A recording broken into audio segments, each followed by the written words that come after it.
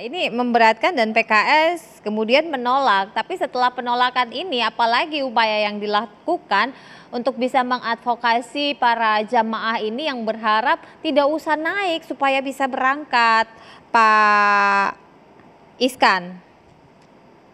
Ya, gimana?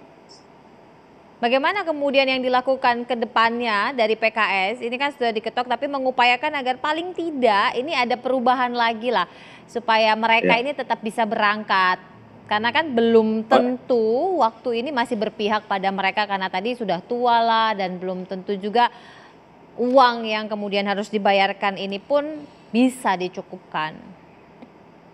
jadi fraksi PKS itu menolak tapi memberikan solusi ya. Jadi pertama itu memang ada tiga tingkatan. Pertama kita menyelidiki anggaran supaya diturunin. Yang kedua, sistem ke depan itu jangka panjang bagaimana memperbaiki BPKH.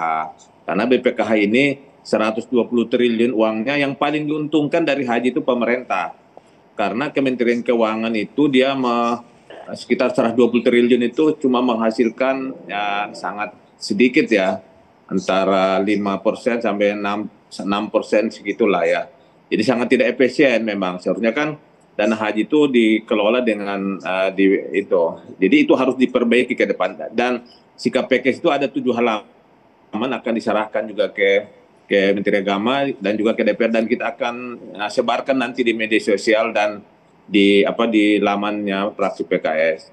Jadi memang kalau kita lihat itu ya, ini kenapa kita menolak? Kita ingin membuka mata Kementerian Agama bahwa pengelolaan haji itu tidak bisa lagi seperti ini ya.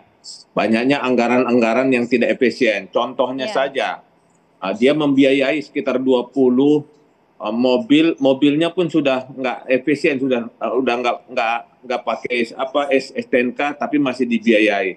Dan mobil-mobil bagus itu biayanya sangat mahal. Padahal jemaah haji tidak memakai mobil bagus. Itu kan mobil hanya untuk melayani birokrat ataupun tamu-tamu yang datang di Indonesia. Kenapa dibebankan ke jemaah haji? Itu kan tugas negara.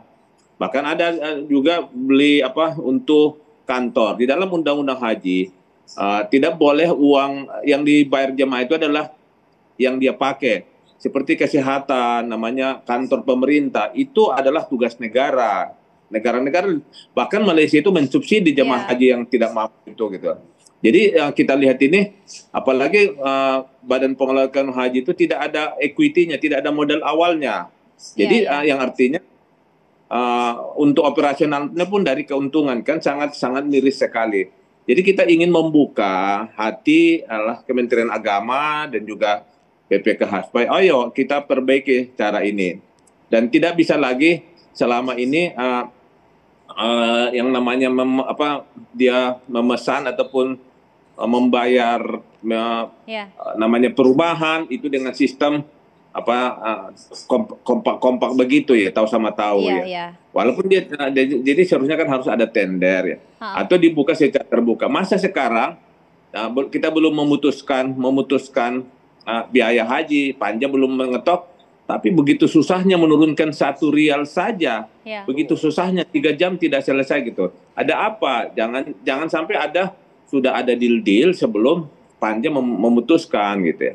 Jadi yang membuat kita jadi agak sedih juga gitu Iya.